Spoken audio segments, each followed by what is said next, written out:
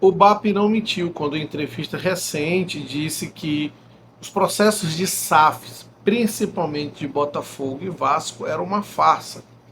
Claro, isso gerou repercussão e principalmente uma aversão maior dos rivais botafoguenses e vascaínos que tentam sempre, sei lá, encontrar uma maneira de atacar o Flamengo. Mas ele não mentiu e a gente vai explicar direitinho essa declaração, como esse processo de SAF, que como eu disse, ele não mentiu, acaba sendo prejudicial ao futebol brasileiro, de um, como um geral, um geral na verdade, embora isso possa amadurecer e melhorar. E claro, Botafogo e Vasco tiraram sim vantagem em relação a clubes que honestamente tentam competir no futebol brasileiro.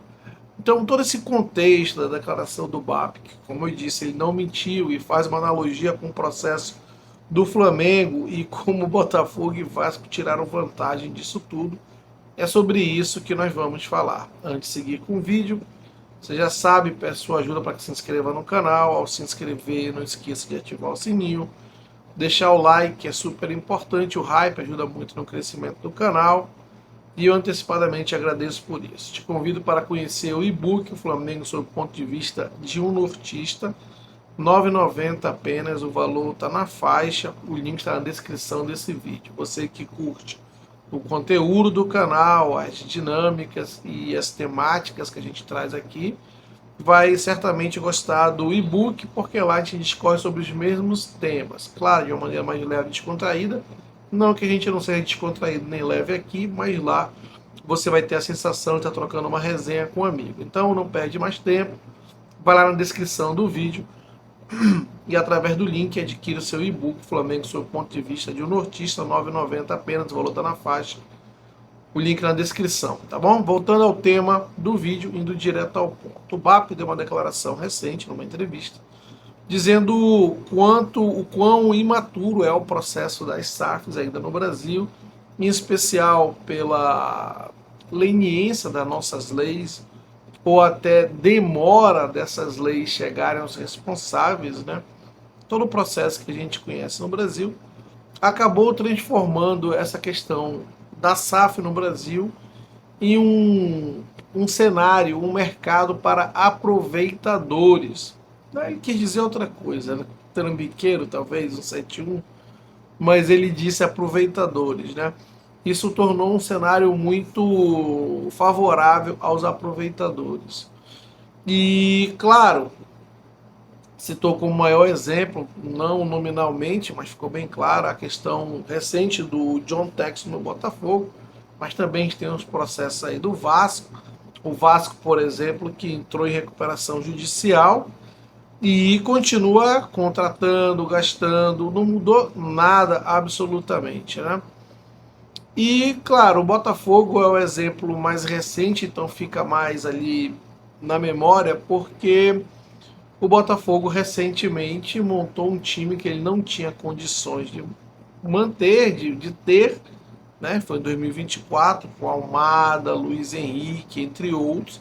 Estou citando aqui os dois mais famosos, os dois maiores destaques da conquista da Libertadores. Desculpem, da conquista da Libertadores do Campeonato Brasileiro, mas claramente era um time que o Botafogo não tinha condição de ter. É só verificar ali o balanço do Botafogo, que claramente você vai saber que o Botafogo não poderia ter um time daquele. Qual o resultado disso? O Botafogo ganhou títulos importantes, de novo Brasileiro e Libertadores, né? E está devendo todo mundo, ou seja, aquele famoso calote, malandro, no sentido pejorativo da palavra. Deu um calote em todo mundo, montou um time que não podia e foi campeão.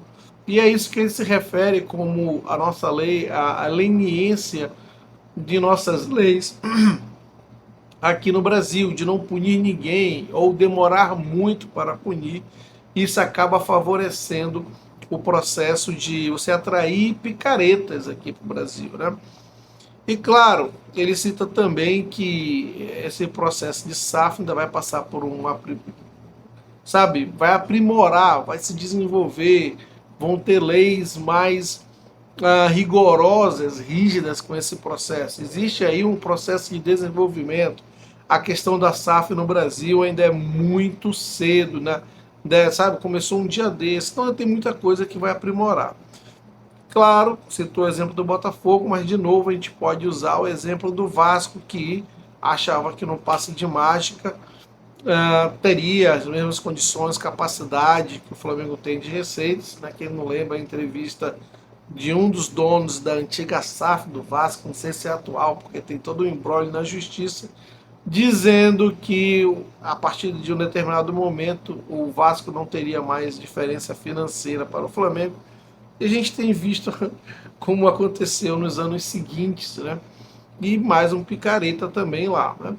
Então, ao que parece é que independente de ser SAF ou de ser clube associativo ou modelo híbrido ou o que você pensar, a regra de ouro é a mesma. Você controlar seus gastos, você ter receitas maior que seus gastos, pagar as dívidas, né? Você equacionar pelo menos as dívidas e aí você ter um controle, um processo financeiro mais robusto nesse sentido e com receitas em crescimento, né? Então aí você consegue gerar times mais fortes de uma maneira muito mais sólida, muito mais sustentável. Mas a gente sabe que a preferência dos torcedores, né, não é passar por esse processo, né? E isso é um mérito muito grande do Flamengo e dos seus torcedores também, que eles souberam passar por isso, né?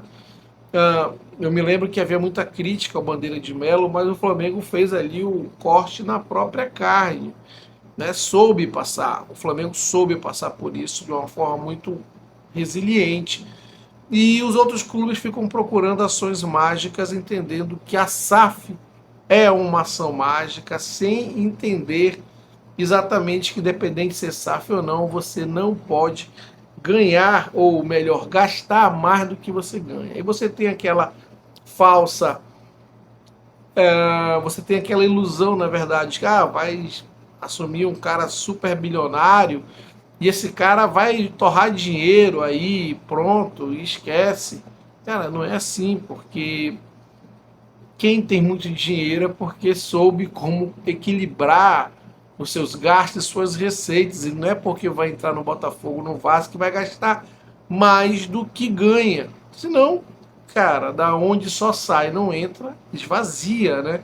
Então, obviamente que esses gastos eles têm que estar, eles precisam estar correlacionados ao nível de receita. E o Botafogo nunca teve nível de receita para ter o time que teve em 2024, assim como o Cruzeiro está indo num processo semelhante, né? O Pedrinho BH daqui a pouco começa a ver o rumo que ele está criando no seu próprio patrimônio e certamente começa a rever as suas prioridades. E é importante destacar que nesse processo todo, os torcedores hoje do Botafogo, principalmente, que criticam o Texor, né?